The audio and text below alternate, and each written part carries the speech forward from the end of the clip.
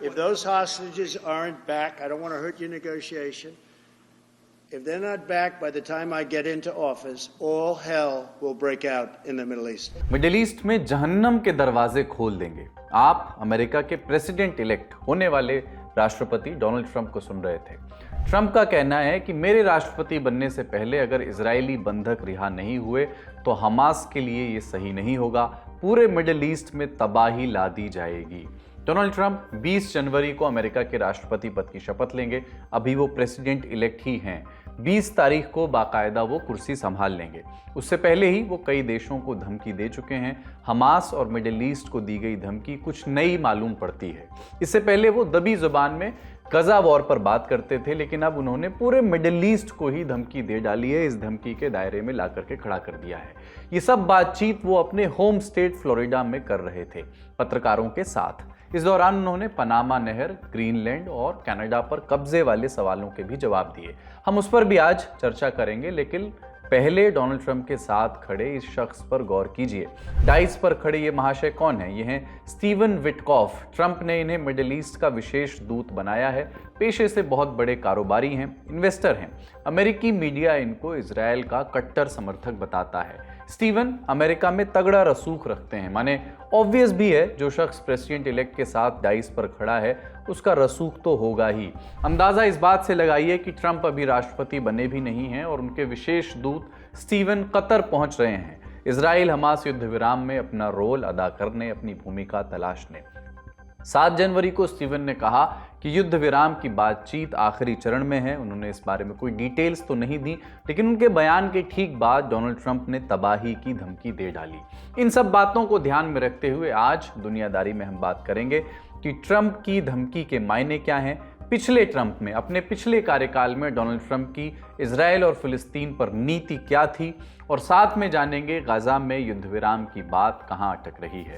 नमस्कार, अपन है कुलदीप और आप देख रहे हैं लल्लन टॉप का अंतर्राष्ट्रीय खबरों का रोजाना का कार्यक्रम दुनियादारी। Brought to you by Sensodyne K and ITIL। बस पैक नहीं है। SLS पैराफिन और दूध का करंट भी कौन? तो लाइफ का करंट ऑन? कुछ भी। तो ट्राई करके देख ले। Sensodyne K toothpaste for sensitive teeth. America Israel के बनने से लेकर अब तक उसका सबसे बड़ा सहयोगी रहा है। यूनाइटेड नेशंस में देश बनाने के लिए लॉबिंग करनी हो या जंग लड़ने के लिए इंटेलिजेंस और हथियार देना हो, अमेरिका इजरायल के साथ हमेशा खड़ा रहा। दुनियादारी के पुराने एपिसोड में हम दोनों देशों के रिश्ते पर, दोनों देशों की दोस्ती पर चर्चा कर चुके हैं। उस एपिसोड का लिंक आपको डिस्क्रिप्शन में दे देते हैं।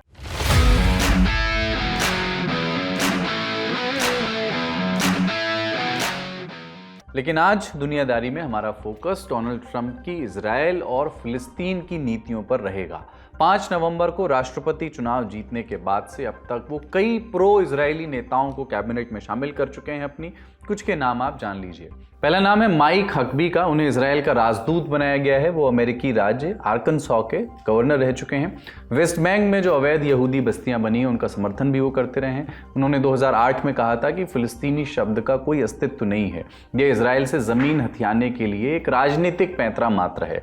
2015 में हकबी बोले 2 स्टेट सोल्यूशन तर्कहीन है। अगर फिलिस्तीन राज्य बनाना है तो इजरायल के बाहर भी पर्याप्त जमीन मौजूद है। जिन्हें फिलिस्तीन बनाना हो वो मिस्र, सीरिया या जॉर्डन जैसे पड़ोसी देश में बनाएं।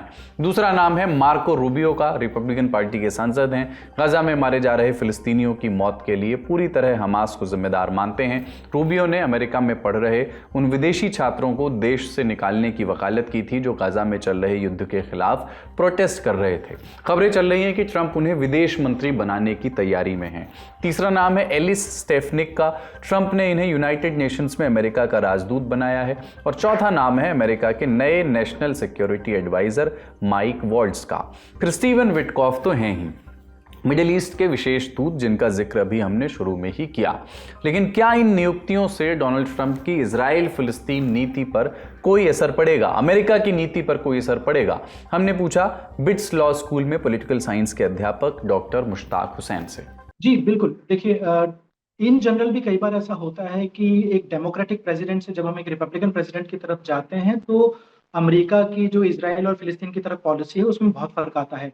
लेकिन डोनाल्ड ट्रंप के केस में ये फर्क बहुत ज्यादा है और इसमें कोई भी सरप्राइज की बात नहीं है।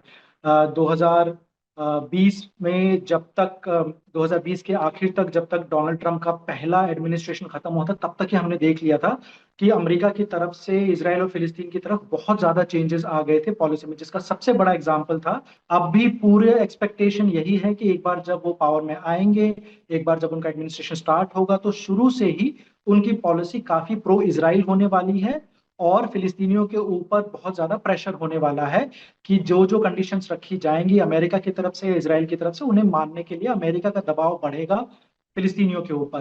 डोनाल्ड ट्रंप ने कभी भी इस बात को छुपाया नहीं है कि वो बहुत ओपनली प्रो इसराइल हैं। उन्होंने जितने लोगों को अभी अपॉइंट किया है, चाहे वो यूएस की तरफ से इसराइल के एम्बेसडर हों, इसराइल में एम्बेसडर हों, या फिर पूरे मिडिल ईस्ट पॉलिसी के लिए जो उनके एडवाइजर हैं, या फिर उनके स्टेट डिपार्टमेंट जो उनकी फॉरेन मिनिस्ट्री होती है उसमें भी जो नियर ईस्ट को लेकर या फिर मिडिल ईस्ट को लेकर जो बहुत सारे उन्होंने एडमिनिस्ट्रेटर्स को अपॉइंट किया है, ये सब बहुत ही राइट विंग प्रो इसराइल हैं। और इनमें से कुछ तो हालांकि बहुत ओपनली अपने इवेंजेलिकल फेथ की भी बात करते हैं, और इवेंजेलिकल फेथ को मानने वाले कई बार बहुत स्ट्रांगली प्रो इसराइल होते हैं। ग्रेटर इसराइल, एरेड्स इसराइल की बात करते हैं। ये मानते हैं कि पूरा का पूरा वेस्ट बैंक, पूरा गाजा, इनफैक्ट कई बार तो पूरा सिनाई पेनिनसुला, गोलान हाइट्स, ये सब इसराइल के पास होना चाहिए। तो ऐसे लोगों का अपॉइंट होना सरकार में अपने आप एक बहुत क्लियरली दिखाता है कि जो अब पॉलिसी होगी इन दो पार्टीज की तरफ वो काफी प्रो इसराइल होने वाली है। तो इस कार्यकाल में डोनाल्ड ट्रंप का इजराइल फिलिस्तीन नीति पर क्या स्टैंड है हमने जाना।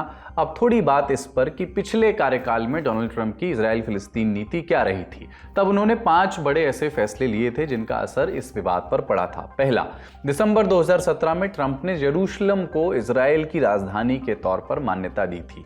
इस फैसले की मुस्लिम देशों ने निंदा की थी, साथ ही कुछ पश्चिमी देशों ने भी इसे गलत बताया था। यूनाइटेड नेशंस भी यरूशलेम को इजराइल की राजधानी नहीं मानता। इस फैसले के बाद मई 2018 में ट्रंप ने अमेरिका का दूतावास तेल अवीव से यरूशलेम शिफ्ट कर दिया था। दूसरा फैसला, सितंबर 2018 में डोनाल्ड ट्रंप ने फिलिस्तीन लिबरेशन ऑर्गेनाइजेशन यानी पीएलओ के अमेरिका स्थित दफ्तर में ताला लगवा दिया था। तर्क दिया था कि पीएलओ शांति वार्ता में शामिल नहीं हो रहा है। पीएलओ वही संगठन है जिसने अमेरिका की मध्यस्थता में इजराइल को मान्यता दी थी। इसके अलावा ट्रंप ने साल 2018 में फिलिस्तीन को दी जाने वाली धनराशि में भी कटौती कर दी थी। तीसरा फैसला, मार्च 2019 में ट्रंप ने गोलन हाइट्स पर इजरायली कब्जे पर मोहर लगा दी। यह इलाका सीरिया का दक्षिण पश्चिमी भाग है। क्षेत्रफल इसका लगभग 1800 वर्ग किलोमीटर है। 1967 की जंग में इजराइल ने इस पर कब्जा कर लिया था। उसके बाद 1973 में यौम किपुर वॉर हुई। इस जंग के बाद इजराइल इस इलाके में और अंदर तक घुस गया था। अंतर्राष्ट्रीय समुदाय इस कब्जे को अवैध कब्जा मानता रहा है, उसका एक बड़ा हिस्सा। सीरिया में बशर अल असद के भागने के बाद इजराइल ने यहां अपना कब्जा बढ़ा लिया है।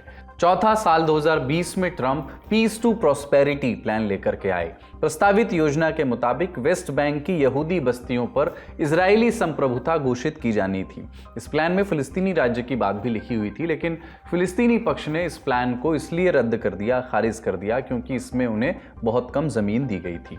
पांचवा फैसला सितंबर 2020 में लिया गया। 15 सितंबर को ट्रंप ने व्हाइट हाउस के आंगन में यूएई, बहरीन और इजराइल के बीच एक समझौता करवाया था। इस समझौते के तहत यूएई और बहरीन ने इजराइल को मान्यता दी थी। दोनों देशों ने इजराइल के साथ व्यापारिक संबंध भी स्थापित किए थे। ये डोनाल्ड ट्रंप के अरब इजराइल नॉर्मलाइजेशन पॉलिसी का एक हिस्सा था। वो चाहते थे कि मिडिल ईस्ट के देश इजराइल को एक देश के रूप में मान्यता दें। इस लिस्ट में सऊदी अरब का नाम जोड़ने की भी कोशिश उस समय की गई थी, लेकिन वो इजराइल से संबंध स्थापित करने के लिए राजी नहीं हुआ था उस समय। जानकार कहते हैं कि ट्रंप आने वाले समय में सऊदी अरब को इस डील में शामिल करवाने की पूरी कोशिश करेंगे। हमने डॉक्टर मुश्ताक से पूछा कि क्या इस टर्म में ट्रंप सऊदी अरब और इजराइल के बीच दोस्ती करवाने में कामयाब हो पाएंगे। सऊदी अरब की सरकार के ऊपर एक बहुत बड़ा प्रेशर ये रहता है कि जो सऊदी अरब का राजा होता है वो अपने आप को protector of the two holy sites कहते हैं, यानी मक्का और मदीना के प्रोटेक्टर की तरह अपने आप को प्रोजेक्ट करते हैं। वो सिर्फ सऊदी अरेबिया के रूलर की तरह नहीं, वो अपने आप को इस तरह से दिखाते हैं कि हम पूरी दुनिया के मुस्लिम्स के भी रूलर हैं। ऐसी कंडीशन में अगर वो फिलिस्तीनियों का साथ छोड़कर इजराइल की तरफ जाते हुए दिखते हैं तो उनको कई बार लगता है कि ये उनकी जो कोशिश है कि अपने आप को मुस्लिम्स का लीडर दिखाएं, उसके अगेंस्ट जा सकता है। और यही वो कंसिडरेशन थी जिसकी वजह से मोहम्मद बिन सलमान जो उनके क्राउन प्रिंस है, उन्होंने ऐन मौके पे डिसाइड किया था कि वो अब्राहम अकॉर्ड का पार्ट नहीं बनेंगे। अब पिछले 4 सालों में, खासकर 2022 में और 2023 के शुरू में, एक चीज और हुई है, वो थी India middle east Europe economic corridor. इसमें भी इसराइल का बहुत बड़ा रोल है और इसमें सऊदी अरेबिया इंक्लूड हुआ है। अब इसको एक तरह से ये देखा जा सकता है कि सऊदी अरेबिया धीरे धीरे ये टेस्ट करने की कोशिश कर रहा है कि हम डायरेक्ट अगर इसराइल के साथ एग्रीमेंट नहीं करते हैं, बट एक इनडायरेक्ट एग्रीमेंट करते हैं जिसमें हम भी पार्ट हैं और इसराइल भी पार्ट है, तो उसका क्या रिएक्शन होता है लार्जर मुस्लिम वर्ल्ड में, उसको वो टेस्ट करना चाह रहे थे। ये पता है सऊदी अरब के रूलर्स को भी, खासकर मोहम्मद बिन सलमान को भी, कि अमेरिका में जब जब रिपब्लिकन्स आते हैं और खासकर डोनाल्ड ट्रंप अगर अब प्रेसिडेंट की तरह आ रहे हैं, तो डोनाल्ड ट्रंप और एमबीएस के बीच जो संबंध है उसकी वजह से अमेरिका और सऊदी अरब के रिलेशंस काफी अच्छे होंगे। लेकिन एमबीएस को, मोहम्मद बिन सलमान को, ये भी पता है कि डोनाल्ड ट्रंप अपनी जो इस पूरे रीजन की तरफ पॉलिसी है उसको प्रमोट करने के लिए सऊदी अरेबिया के ऊपर प्रेशर भी बनाएंगे। और ये प्रेशर जरूर बनेगा कि वो अब्राहम अकॉर्ड का पार्ट बने। अभी अगर हम देखें तो सऊदी अरब के पास एक बहुत बड़ा कारण है इसको ना ज्वाइन करने का, और वो है जो चल रहा है अभी युद्ध वहां पे इसराइल की तरफ से, जो गाजा में अटैक चल रहे हैं, जो युद्ध अभी तक नहीं सुलझा है, उसको यूज करके और उसको देख के सऊदी अरब डेफिनेटली ये नहीं चाहेगा कि वो अब्राहम अकॉर्ड का पार्ट बने या किसी भी ऐसे समझौते का पार्ट बने जिसमें वो इसराइल को ऑफिशियली रिकॉग्नाइज करे और इसराइल के साथ डिप्लोमेटिक रिलेशंस एस्टैब्लिश करे। ये वो नहीं चाहेंगे अभी। लेकिन जैसा आपने जो सवाल पूछा उसका जवाब है कि हाँ, बिल्कुल डोनाल्ड ट्रंप बहुत प्रेशर डालेंगे सऊदी अरब के ऊपर और बाकी अरब देशों के ऊपर भी कि इसराइल को रिकॉग्नाइज किया जाए और इसराइल के साथ proper official diplomatic relations establish किए जाए। डॉक्टर मुश्ताक, ये भी बताइए कि ट्रंप ने धमकी दी है कि अगर उनके राष्ट्रपति बनने तक इजराइल के बंधक रिहा नहीं हुए तो मिडिल ईस्ट में तबाही आ जाएगी, जहन्नम के दरवाजे खुल जाएंगे, ये शब्द उन्होंने इस्तेमाल किया। इस बयान को कैसे पढ़ा जाए? क्या मिडिल ईस्ट में दूसरे मोर्चों पर भी लड़ाई शुरू हो सकती है? और इसी से जुड़ा सवाल ये भी कि युद्ध विराम की बात कहाँ अटक रही है? देखिए, ये जो डोनाल्ड ट्रंप के कई बयान ऐसे होते हैं जिनको सिर्फ लिटरली लेना थोड़ा सा मुश्किल होता है। वो बहुत बढ़ चढ़ के ऐसे बयान देते हैं, वो बहुत प्रेशर क्रिएट करते हैं, लेकिन उन बयानों का फिर पॉलिसी में ट्रांसलेशन कई बार नहीं हो पाता है। ये जरूर है कि उनकी तरफ से और उनके जो मिडिल ईस्ट के एनवॉय होंगे उनकी तरफ से आसपास के जितने देश है, खासकर जॉर्डन और इजिप्ट के ऊपर बहुत प्रेशर बनेगा कि वो हमास को प्रेशराइज करे, और कतर के ऊपर भी कि हमास के ऊपर प्रेशर बढ़ाएं और जल्दी से शांति समझौता को साइन किया जाए। उतना ही प्रेशर वो इसराइल के ऊपर नहीं बनाने वाले कॉम्प्रोमाइज करने के लिए। कॉम्प्रोमाइज करने का प्रेशर अमेरिका की तरफ से हमास के ऊपर ज्यादा होगा। जो अभी जो ये स्टेटमेंट आया है कि जहन्नम के दरवाजे खुल जाएंगे, इसको हम उसी प्रेशर की तरह देख सकते हैं। उनका प्रेशर हमास के ऊपर है, उनका प्रेशर उतना इसराइल के ऊपर नहीं है। अड़चने जो आ रही हैं ये वही अड़चने हैं जो पिछले करीब तकरीबन 6 महीने से आ रही हैं, हमास की तरफ से हो या फिर बाकी फिलिस्तीनी लीडर्स हों, जो पैलेस्टीनियन अथॉरिटी है उनकी तरफ से जितने भी बयान आए हैं, उनमें हर किसी में हम ये बार बार सुनते हैं कि 90% प्रोग्रेस हो गई है, 95% प्रोग्रेस हो गई है, लेकिन आखिरी के 5-10% पे बात अटकी है। ये 5-10% ही बहुत इंपॉर्टेंट है और ये कॉम्प्रोमाइज की बात है। हमास नहीं चाहता कि जिस तरह की कंडीशंस इसराइल लगा रहे हैं, हमास उनको वो स्वीकार करे। वो हमास चाहता है कि जब भी शांति समझौता हो, अगर हमास सारे बंधकों को रिहा कर रहे हैं तो उसके बदले उनकी पूरी लिस्ट है एक ऐसी चीजों की जो वो चाहते हैं कि जिसकी सप्लाई गाजा के अंदर हो, जिसमें कंस्ट्रक्शन मटेरियल भी है, जिसमें बहुत बड़े पैमाने पर दवाइयां हैं, जिसमें बहुत बड़े पैमाने पर ह्यूमैनिटेरियन सपोर्ट है। इसराइल और इसराइल की आर्मी को यह शक है कि स्पेशली जो कंस्ट्रक्शन मटेरियल है उसको हम अलाउ नहीं करेंगे, क्योंकि उसी का यूज बार बार हमास करता है टनल्स बनाने में और अपने बंकर बनाने में। तो ऐसी छोटी छोटी चीजें हैं। इसके साथ एक बहुत बड़ा जो अड़चन है वो ये, जिसको हम पहले भी कई बार डिस्कस कर चुके हैं, कि जिस दिन लड़ाई खत्म होगी उसके अगले दिन क्या प्लान होगा, डे आफ्टर प्लान। हमास नहीं चाहता है कि किसी भी तरह का इजरायली आर्मी का प्रेजेंस गाजा में रहे, और इजरायली आर्मी के जितने भी अभी तक संकेत आए हैं, ऐसा लग रहा है कि इजरायली आर्मी प्रिपेयर कर रही है कि समझौते के बाद भी थोड़े लंबे वक्त तक गाजा के अंदर उनकी प्रेजेंस रहेगी। ये दो सबसे बड़ी अड़चने हैं। अमेरिका की तरफ से और डोनाल्ड ट्रंप की तरफ से प्रेशर ये है कि इन इजरायली शर्तों को मानते हुए हमास शांति समझौता साइन करे और सारे बंधकों को छोड़े। हमास ये इसलिए नहीं करना चाहता क्योंकि इन दो कंडीशंस को मानना हमास के अपने एग्जिस्टेंस के लिए बहुत प्रॉब्लमेटिक होगा। हमास अपने आप को जो दोबारा से बिल्डअप करना चाहता है, दोबारा से एक ताकत बनना चाहता है, वो नहीं कर पाएगा अगर वो ये कंडीशंस मान लेते हैं। तो आने वाले वक्त में हम जरूर देखेंगे कि अमेरिका का प्रेशर बढ़ेगा, लेकिन मुझे ये नहीं लगता कि गाजा के साथ साथ बाकी किन्हीं और मोर्चों पे भी युद्ध दोबारा से शुरू होगा। वो नहीं होगा।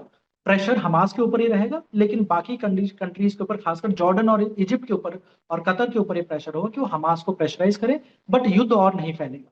ये रही डोनाल्ड ट्रंप की इजराइल फिलिस्तीन नीतियों के बारे में कुछ बातें। डोनाल्ड ट्रंप ने 7 जनवरी को पनामा, कनाडा और ग्रीनलैंड के बारे में भी कुछ बातें कहीं। ट्रंप पहले भी इन तीनों विषयों पर अपने कब्जे को लेकर के बयान दे चुके हैं। इस पर हमने दुनियादारी के पहले के एपिसोड में विस्तार से बात भी की है, उसका लिंक भी डिस्क्रिप्शन में दे रहे हैं। अब सुनिए ट्रंप इन मसलों पर क्या बोले। No, economic force, because Canada and the United States, that would really be something. You get rid of that artificially drawn line, and you take a look at what that looks like, and it would also be much better for national security. You assure the world that as you try to get control of these areas, you are not going to use military or economic coercion? No. And can you tell us a little bit about what your plan is? Are you going to negotiate a new treaty? Are you going to ask the Canadians to hold a vote? What is the strategy? Yeah, I can't assure you. You're talking about Panama and Greenland. No, I can't assure you on either of those two. But I can say this. We need them for economic security. The Panama Canal was built for our military. I'm not going to commit to that now. It might be that you'll have to do something. Panama और Greenland पर कब्जे की धमकी का जवाब Trump को पहले ही मिल चुका है। ग्रीनलैंड और पनामा के राष्ट्राध्यक्ष इस पर आपत्ति जता चुके हैं। कनाडा का बयान आना भी बाकी था, अब वो भी आ चुका है। कनाडा के प्रधानमंत्री जस्टिन ट्रूडो ने इस्तीफा देने के कुछ घंटे बाद एक्स पर लिखा कि दोनों देशों के लोग एक दूसरे के सहयोग से काम करते हैं। कनाडा अमेरिका का हिस्सा कभी नहीं बनेगा। पहली बड़ी खबर यहीं तक, अब अन्य खबरों की बात। 7 जनवरी की सुबह तिब्बत, नेपाल और भारत में भूकंप के तेज झटके महसूस किए गए। रिक्टर स्केल पर इस भूकंप की तीव्रता नापी गई 7.1। केंद्र था तिब्बत के शहर तिग्री में। यह शहर माउंट एवरेस्ट से करीब 80 किलोमीटर दूर उत्तर की ओर बसा है। यह तिब्बत का सबसे ज्यादा जनसंख्या वाला इलाका भी है। चीनी न्यूज एजेंसी सीसीटीवी के मुताबिक अब तक 126 लोगों के मारे जाने की पुष्टि हुई है और 188 लोग घायल हैं। ये सभी लोग तिब्बत से ही हैं। नेपाल या किसी और इलाके में किसी की मौत की खबर अभी तक नहीं आई है। नेपाल में भूकंप की वजह से तिब्बत बॉर्डर के पास एक स्कूल क्षतिग्रस्त हो गया। शुक्र है कि उस वक्त उस इमारत के भीतर कोई नहीं था। यूएस जियोलॉजिकल सर्वे के मुताबिक भूकंप इतना ताकतवर, इतना शक्तिशाली था कि एपिसेंटर यानी केंद्र और उसके आसपास की 80 किलोमीटर की जमीन करीब 5 फीट खिसक गई। इस घटना के बाद भी कम तीव्रता के झटके महसूस किए जा रहे हैं। 8 जनवरी की सुबह 8 बजे तक 4.4 मैग्नीट्यूड के करीब 500 झटके रिकॉर्ड किए गए हैं। ताजा अपडेट के मुताबिक भूकंप प्रभावित इलाके में करीब 3600 घर क्षतिग्रस्त हो गए हैं। इनमें से कुल 80,000 लोग इनमें कुल रहते थे। आसपास के इलाकों से भी 30,000 लोगों को विस्थापित होना पड़ा है भूकंप की वजह से। क्षतिग्रस्त घरों के मलबे दूर दूर तक फैले हुए हैं। लोगों की तलाश, जो मिसिंग लोग हैं, उनकी जारी है। रॉयटर्स की रिपोर्ट के मुताबिक अब तक 400 से भी ज्यादा लोगों को मलबे से निकाला जा चुका है। अभी कोई अंदाजा नहीं है कि और कितने लोग फंसे हुए हैं। क्षेत्रफल के आधार पर देखें तो मलबे से भरा यह इलाका कंबोडिया देश के जितना बड़ा है। वहां फंसे हुए लोग शून्य से भी कम तापमान का सामना कर रहे हैं। ऊंची जमीनों पर यह तापमान -18 डिग्री तक गिर जा रहा है। ऐसे में लोगों को हाइपोथर्मिया की चपेट में आने का भी खतरा है। हाइपोथर्मिया यानी शरीर का तापमान सामान्य से बहुत कम हो जाना। हालात ऐसे हैं कि जिंदा बचे लोगों के पास सिर्फ 5 से 10 घंटे का समय रह गया है। इससे ज़्यादा वक्त तक वो भी ये तापमान नहीं झेल सकेंगे। ऐसे में करीब 1800 बचाव कर्मियों और 1600 सैनिकों को बचाव के लिए तैनात किया गया है। दुनिया के एक और हिस्से में प्राकृतिक आपदा के चलते आफत मची हुई है। अमेरिका के लॉस एंजलिस में ये शहर अमेरिकी राज्य कैलिफोर्निया में बसा हुआ है। ये शहर इस वक्त भीषण आग की चपेट में है। आग तेज हवाओं की वजह से जंगलों से रिहायशी इलाकों में फैलती जा रही है। आलम यह है कि 10 एकड़ के दायरे में लगी आग कुछ ही घंटों में तकरीबन 2900 एकड़ के इलाके में फैल गई है। इसकी वजह से लॉस एंजलिस में स्टेट ऑफ इमरजेंसी का ऐलान कर दिया गया है। लोग घर छोड़ करके भाग रहे हैं। करीब 1400 फायर फाइटर्स तैनात किए गए हैं, लेकिन रिपोर्ट्स के मुताबिक फिलहाल इसके रुकने के आसार नजर नहीं आ रहे। इसलिए लोगों को निकालने पर ज्यादा ध्यान दिया जा रहा है, लोगों को बचाने पर। आसपास के शहरों को खाली कराया गया है। करीब 30,000 लोगों को अब तक रेस्क्यू किया गया है।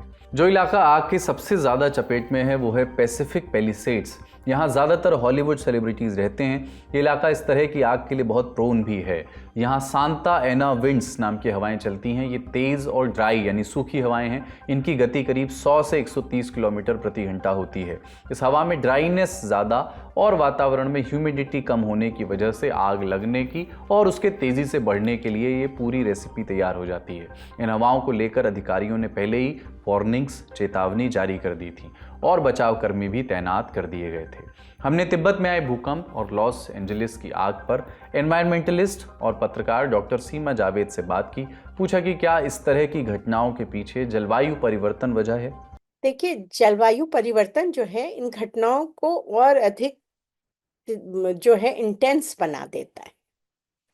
ये नहीं है कि घटना के पीछे कोई रिश्ता जलवायु परिवर्तन की वजह से ही आग लगी, नहीं, बगैर जलवायु परिवर्तन की वजह से 2024 जो है सबसे सूखा वर्ष रहा, बहुत गर्म। यानी जो धरती की गर्मी थी, ये तय है कि 2024 हमेशा इस बात के लिए याद किया जाएगा कि इसने ग्लोबल वार्मिंग को 1.5 डिग्री सेंटीग्रेड के ऊपर, सेल्सियस के ऊपर पार कर दिया। अब इस गर्मी के जो अपने एक जंगलों में जो इसके जो असरात हैं, वो जाहिर सी बात है गर्मी के सामान्य हो तो और बात है, और इंटेंस गर्मी के होंगे तो वो पत्तियां ज्यादा सूख गई, जंगल ज्यादा सूख गए, उसमें मॉइस्चर एकदम नहीं रहा, तो जो आग लगेगी उसकी भीषणता जो है वो बढ़ जाएगी। और उस पर सोने पे सुहागा ये है कि वहां पे जो विंड चल रही है इस वक्त, वो मतलब 100 माइल्स पर आवर से भी ज्यादा या इसके आसपास है, जिससे ये आग बहुत तेजी से और भयानक रूप से फैल रही है। इसी तरह नेपाल और तिब्बत की बात करें तो ये हिमालय का जो अपर हिमालय रीजन है, हमेशा से ये टेक्टोनिक प्लेट पे ही है, यानी भूकंप के प्रति संवेदनशील है, वनरेबल है। और क्लाइमेट चेंज इसको और इंटेंसिफाई कर देता है। इंटेंसिफाई इसलिए कर देता है कि स्नो फॉर्मिंग कम होती है, जब स्नो कम बनती है तो ग्लेशियर तेजी से पिघल रहे हैं, और ये सब बातें जो हैं कहीं ना कहीं उस पर असर कर रही है, क्योंकि यहीं यारलंग रिवर भी है इसी रीजन में, जिसपे चाइना अपना एक मेगा डैम बना रहे हैं। और जलवायु परिवर्तन और इतने संवेदनशील क्षेत्र में जो है, जो भी विकास के काम होने चाहिए उसमें बहुत ज्यादा पर्यावरण कारकों का अध्ययन और उनको नजर में रख के होने चाहिए। कोई भी विकास जो है अगर इतने वनरेबल रीजन में किया जाता है तो उसकी वजह से इम्पैक्ट्स बढ़ेंगे। और ये पहली बार नहीं है जब नेपाल और तिब्बत रीजन में ऐसा अर्थक्वेक आया, इससे पहले भी पिछले साल भी ऐसा हुआ था, और काठमांडू वगैरह की तरफ आया था, और तब बहुत तबाही मची थी। और इससे सबक लेने की जरूरत है, और इसके बावजूद जो चाइना है उसका मेगा डैम प्रोजेक्ट चलता चला जा रहा है। हालांकि इंडिया ने उस पर बहुत आपत्ति भी की है कि हमारी ब्रह्मपुत्र रिवर का फ्लो कैसे जाएगा, क्या होगा, इन सब बातों के लिए। मगर सबसे पहली बात यह है कि एक इतने फ्रेजाइल इकोसिस्टम में जो इतना नाजुक और पर्यावरणीय इकोसिस्टम है, उसमें आप डेवलपमेंट प्रोजेक्ट जो है उसमें कितने पर्यावरण के मानकों को ध्यान में रख के कर रहे हैं, उसमें डेवलपमेंट नहीं होना चाहिए। ये बात लगातार हिमालय रीजन के लिए, विशेष करके अपर हिमालय रीजन के लिए कही जा रही है। अगली खबर, अमेरिका के राष्ट्रीय सुरक्षा सलाहकार जैक सुलिवन 6 जनवरी को भारत आए थे। ये सुलिवन का अमेरिकी एनएसए यानी राष्ट्रीय सुरक्षा सलाहकार के तौर पर आखिरी दौरा था। वो यहाँ प्रधानमंत्री नरेंद्र मोदी से मिले और हमारे एनएसए अजीत डोवाल से भी मिले। सुलिवन ने भारत में एक अहम बयान दिया था। कहा था कि अमेरिका जल्द ही इंडियन साइंटिफिक और न्यूक्लियर एंटिटीज़ को प्रतिबंधित लिस्ट से बाहर कर देगा, यानी इन पर लगे सैंक्शंस को हटा देगा।